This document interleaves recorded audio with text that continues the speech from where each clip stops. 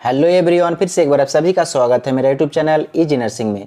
दोस्तों, आज की इस वीडियो में हम 2011 के एनुअल में पूछे गए क्वेश्चन पेपर को एक एक करके सॉल्व करेंगे। तो यहाँ पे सबसे पहले आप लोगों को पूछा गया है fill in the blanks. Fill in the blanks में पहला question, the smallest functional unit of the body is called. तो इसका आंसर हो जाएगा आपका सेल, यानी कि ह्यूमन बॉडी सेल से मिलके बना होता है।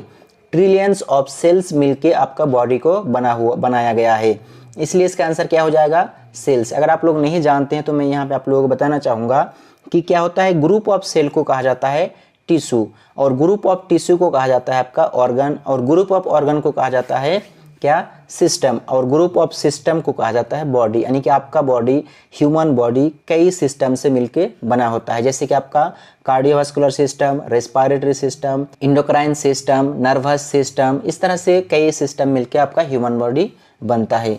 उसके बाद यहाँ पे बताया गया है, उसके बाद यहाँ पे आप लोगों को पूछा गया है डेलनिसन स्टेनिंग इज यूज्ड फॉर। तो इसका आंसर हो जाएगा आपका डायग्नोसिस ऑफ ट्यूबरक्लोसिस। इसका यूज किस में किया जाता है, तो ट्यूबरक्लोसिस को डायग्नोस करने के लिए किया जाता है। उसके बाद यहाँ पे पूछा गया है respiratory centre is situated in the, यानी कि रेस्पिरेटरी सेंटर जो होता है वो कहाँ पर प्रेजेंट है। तो आपको आंसर में लिखना होगा मेडुला ऑब्लोंगाटा। रेस्पिरेटरी जो सेंटर होता है वो मेडुला ऑब्लोंगाटा में प्रेजेंट होता है। उसके बाद यहाँ पे पूछा है weight of kidney is space. तो किडनी का वेट कितना होता है, नॉर्मली 120 to 170 ग्राम होता है। इससे आप लोगों को थोड़ा वेरीज मिलेगा, कहीं कहीं पे मिलेगा 125 to 75 या 65 इस तरह से मिलेगा, लेकिन नॉर्मली आपका क्या होता है 120 to 170 ग्राम एक्यूरेट होता है। उसके बाद यहाँ पे आप लोगों को पूछा गया है specific gravity of CSF is, यानी कि जो सेरेब्रो स्पाइनल फ्लूइड होता है उसका स्पेसिफिक ग्रेविटी क्या होता है। तो आंसर में आप लोगों को लिखना है 1.00632 to 1.0075 होता है। उसके बाद यहाँ पे आप लोगों को दिखाया गया है स्टेटमेंट ट्रू और फॉल्स में पहला question, blood is an epithelial tissue. जिसका आंसर हो जाएगा फॉल्स, क्योंकि ब्लड आपका क्या होता है कनेक्टिव टिश्यू होता है। उसके बाद यहाँ पे पूछा गया है trapezius muscles located in the upper part of the back. तो इसका आंसर हो जाएगा ट्रू, क्योंकि जो ट्रापेजियस मसल्स होता है वो आपका बैक साइड का अपर पार्ट में प्रेजेंट होता है, जो यहाँ आप लोगों को राइट साइड में स्ट्रक्चर में भी दिखाया गया है। उसके बाद यहाँ पे पूछा गया है laryngeal prominence is called as Adam's apple. इसका आंसर हो जाएगा ट्रू। लैरेंजियल जो प्रोमिनेंस होता है, यानी कि आप लोग जानते हैं कि लैरिंग्स मेल एडल्ट में क्या होता है मैचर होता है। मैचर होने के बाद उसका जो प्रोमिनेंस होता है वो बाहर से भी दिखाई देता है, उसी को कहा जाता है आपका एडम्स एप्पल।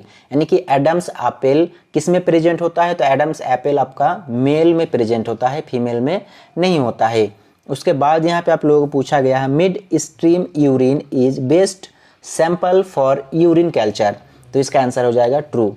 अगर आप लोगों को सैंपल कलेक्ट करना है, यानी कि यूरिन टेस्ट के लिए अगर सैंपल कलेक्ट करना है तो क्या करना है, मिड स्ट्रीम, यानी कि यूरिन जब शुरू होगा यूरिनेशन तो पहला जो अमाउंट आता है यूरिन का उसे भी कलेक्ट नहीं करना है, और लास्ट वाला को भी कलेक्ट नहीं करना है। मिडिल में जो यूरिन पास होता है उसको सैंपल के रूप में कलेक्ट करना है। उसके बाद यहाँ पे आप लोगों को पूछा गया है कार्पल और रिस्ट बोन्स कंसिस्ट ऑफ। तो कार्पल और रिस्ट बोन्स कंसिस्ट ऑफ, इसमें ऑप्शन है, ऑप्शन में आपको सेलेक्ट करना है। पहला तो दिया हुआ है 7 बोन्स, 8 बोन्स एंड 10 बोन्स। तो आप लोग जानते हैं कार्पल्स में कितने बोन्स होता है, 8 होता है, यानी कि ऑप्शन हो जाएगा आपका सेकेंड नंबर 8 बोन्स। उसके बाद यहाँ पे आप लोगों को पूछा गया है the name of 10th cranial nerve is. यहाँ पे स्पेलिंग रॉन्ग है, यहाँ पे आपका आर होगा, इससे लिखना होगा क्रेनियल नर्व इज।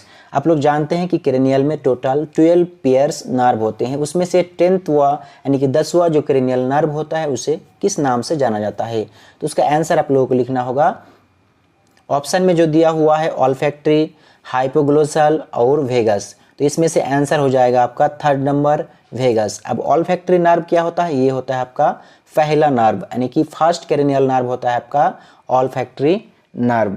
और हाइपोग्लोसियल जो नर्व होता है ये क्या होता है, तो हाइपोग्लोसल नर्व होता है आपका 11th नर्व।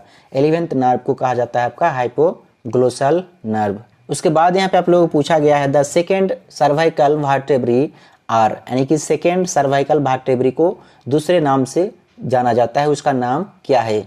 तो यहाँ पे आप लोगों को आंसर में लिखना होगा। तो यहाँ पे आप लोगों को ऑप्शन में दिखाया गया है एटलस, एक्सिस और स्टेपिस। तो आंसर में आप लोगों को लिखना होगा एक्सिस, क्योंकि जो एक नंबर में एटलस दिया हुआ है, एटलस आपका होता है फास्ट आपका सर्वाइकल वर्टेब्री। फास्ट सर्वाइकल वर्टेब्री को कहा जाता है एटलस और सेकेंड सर्वाइकल वर्टेब्री को कहा जाता है आपका एक्सिस। और जो स्टेपिस दिया हुआ है ये आपका एयरबोर्न है, यानी कि आपका कान में प्रेजेंट होता है।